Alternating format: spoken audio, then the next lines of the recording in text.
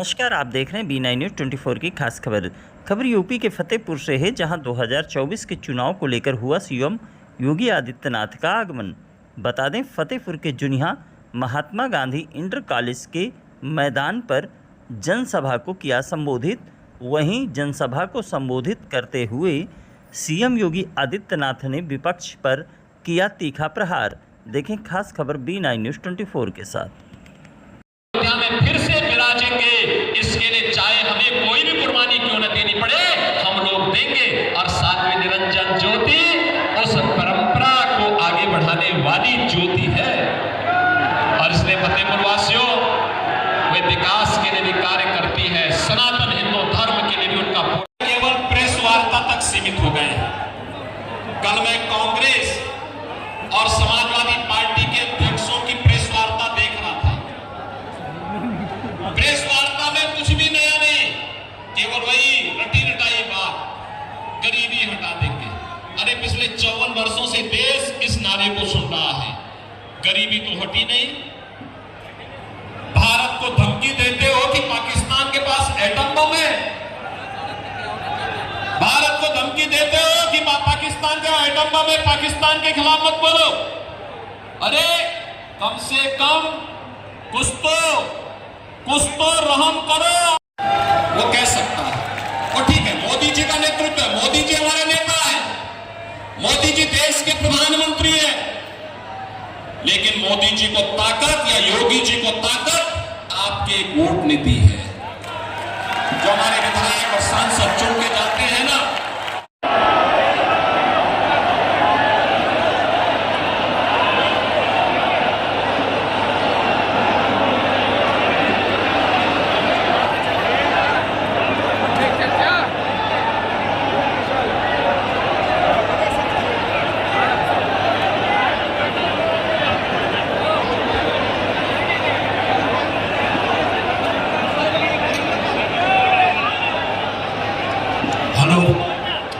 आए हुए सभी जनता जनार्दन का हृदय से आभार, हृदय से अभिनंदन। विशाल जनसमूह भाई मनोज सिंह जी, आदरणीय कुलदीप गुप्ता जी, सभी बंधुओं को आज इसे पवित्र मिशन चलाया था, भ्रष्टाचार के खिलाफ आंदोलन पुख्ता किया था।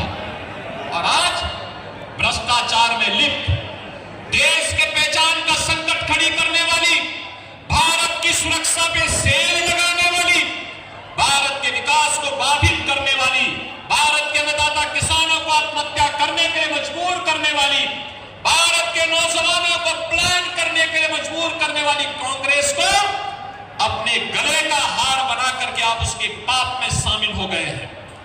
और यही कारण है, देखो, संगति का असर तो पड़ता ही पड़ता है।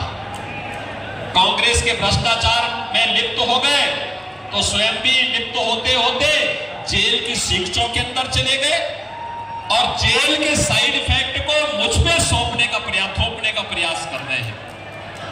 मैं मुझ पे मत थोपिए, लेकिन एक बात मैं जरूर बोलता हूं कि दिल्ली की जनता बड़ी सुकून से थी, आप फिर बाहर आ गए हैं। आपकी खांसी से दिल्ली की जनता भी खांसते हुए दिखाई दे रही है, कांपते हुए दिखाई दे रही है। क्या कर दिया है आपने दिल्ली को? अरे आपको स्कूल का मॉडल देखना है तो मोदी मॉडल देखो। अटल आवासीय विद्यालय मोदी जी के मार्गदर्शन में जो यूपी के अंदर बने हुए हैं। ऑपरेशन कायाकल्प के अंतर्गत 1,36,000 विद्यालयों का जो ऑपरेशन कायाकल्प हुआ है, आकर के कभी यूपी में टहल तो लो, देख तो लो। वैसे विधानसभा चुनाव में अपने भाग्य को आजमा चुके हो।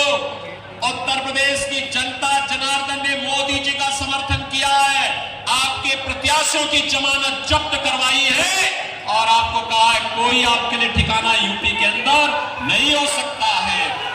और इसीलिए मैं आपसे फिर कहूंगा, आपको अन्ना हजारे के मिशन को आगे बढ़ाना चाहिए था। दिल्ली की जनता को स्वच्छ माहौल देना चाहिए था। अगर तुलना दूर मत करिए, आपने 15 वर्ष में दिल्ली को कितना नारकीय स्थिति में पहुंचा दिया है। आज दिल्ली की तुलना आप नोएडा, गाजियाबाद से कर लीजिए, उत्तर प्रदेश की बात तो छोड़ दीजिए, बहुत स्पष्ट नजर आएगी फर्क क्या है। और इसीलिए मैं आपसे कहूंगा कि जेल के साइड इफेक्ट का आपको आनंद से शांत भाव के साथ उपचार कराना चाहिए। और मैं तो आपको फिर यही कहूंगा, देश की आवाज यही है, जीतेंगे तो मोदी, जीतेंगे तो और आएंगे तो, क्योंकि जो राम को लाए हैं,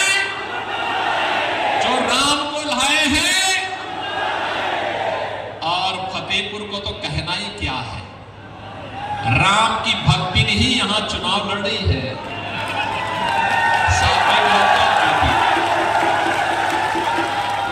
उन्होंने भी कभी सोचा नहीं था कि मैं विधायक बनूंगी, सांसद बनूंगी, केंद्रीय मंत्री बनूंगी। जीवन समर्पित किया प्रभु राम के चरणों में, जीवन समर्पित किया प्रभु राम के चरणों में, और राम जन्मभूमि आंदोलन से जुड़ी हुई है, राम जन्मभूमि आंदोलन के साथ जुड़ी रही। तब कोई चुनाव की बात ही नहीं करता था, तब तो एक ही संकल्प था, राम लला हम आएंगे। तब तो एक ही संकल्प था, कभी उन्होंने सोचा नहीं, कभी नहीं, कभी नहीं, एक बार सपने में भी नहीं सोचा था। संकल्प एक ही था कि मेरे प्रभु राम अयोध्या में फिर से विराजेंगे, इसके लिए चाहे हमें कोई भी कुर्बानी क्यों न देनी पड़े, हम लोग देंगे। और सातवीं निरंजन ज्योति उस परंपरा को आगे बढ़ाने वाली ज्योति है। और इसलिए फतेहपुर वासियों, वे विकास के लिए भी कार्य करती है, सनातन हिंदू धर्म के लिए भी उनका पूरा जीवन समर्पित है। उसके इतर वो कुछ नहीं सोच सकती, उसके इतर उनका कुछ भी अन्य विकल्प, कोई भी उनका कोई दूसरा एजेंडा नहीं। इस सपा का जो एजेंडा है, कांग्रेस का जो एजेंडा है, आम आदमी पार्टी और आरजेडी का जो एजेंडा है, ये भाजपा का विधायक और सांसद नहीं अपनाता है। उनके लिए तो रामलला सब कुछ है, सनातन संस्कृति सब कुछ है, और भारत माता की सुरक्षा और भारत माता का सम्मान सब कुछ है। और ये जनता जनार्दन ही ईश्वर का रूप है। लोकतंत्र को बचाने के लिए इसकी सेवा ही अपने जीवन का उद्देश्य मानता है। और इसीलिए मैं आज आया हूं आपके पास, इसीलिए बहनों भाइयों मैं आपके पास आया हूं।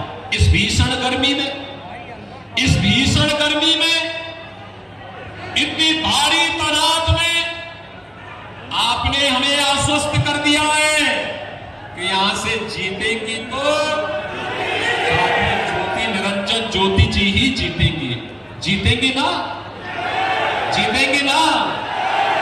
लेकिन जीत सामान्य नहीं है, इस बार की जीत ऐतिहासिक होनी है। ऐतिहासिक, ऐतिहासिक कैसे? देखो, जब संकल्प की पूर्ति होती है तो उसका रिटर्न भी ऐतिहासिक होना चाहिए। अब ये चुनाव केवल निरंजन ज्योति और समाजवादी पार्टी की नहीं है, ये तो राम भक्त और रामद्रोही के बीच का चुनाव हो चुका है। जो भी राम भक्त है, जो भी राम भक्त है, वह भी इस बात को देखे कि आपका, आपके पूर्वजों का, आपकी पीढ़ियों का जो संकल्प है, वह संकल्प इन सब ने पूरा किया है और मोदी जी के नेतृत्व में पूरा किया है। इसलिए संकल्प को भी दक्षिणा के रूप में इतने भारी बहुमत से विजयी बनाना है। केवल कमल ही कमल, कमल ही कमल, कमल ही कमल, कमल दिखना चाहिए। और पूरा फतेहपुर लोकसभा सीट पर, पूरे उत्तर प्रदेश में हर ओर, हमें हर ओर केवल भाजपा, भाजपा ही दिखनी चाहिए। और एक ही संकल्प जो उत्तर, दक्षिण, पूरा पश्चिम, पूरे देश में, मैं ये गाना पूरे देश के अंदर सुनता हूं, कहीं भी, जम्मू कश्मीर में, कन्याकुमारी में, पूर्वोत्तर में, तमिल, आपके त्रिपुरा से लेकर के असम के अंदर या उड़ीसा के अंदर हो या बंगाल के अंदर, या फिर मैं पश्चिम में जाता हूं, महाराष्ट्र के अंदर, सुदूर समुद्र के कोने पे भी जाता हूं, यही सुनता हूं, जो राम को लाए हैं हम उनको लाएंगे। और बहनों भाइयों, यहां तो राम को लाने वाले इसलिए आप सबसे मेरी अपील है, चुनाव जिता के भेजेंगे ना सार्वजनिक जनता कौन बता के मुझे बता दो भैया। देखो ये मेडिकल कॉलेज, सड़क, बिजली, पानी, राशन सब कुछ तो मिला है, और आगे जो भी कहेंगे, देखो सुरक्षा और विकास ये मेरी जिम्मेदारी है। ये जिम्मेदारी कार्य करते हैं बिना किसी रुके टिके थके डरे, बिना किसी उसके काम करते हैं। जो जनता की सुरक्षा के लिए खतरा है, हम उसको कहते हैं यार तुम्हारा धरती पर रहना बेकार है, जाओ कहीं और की यात्रा करते हैं।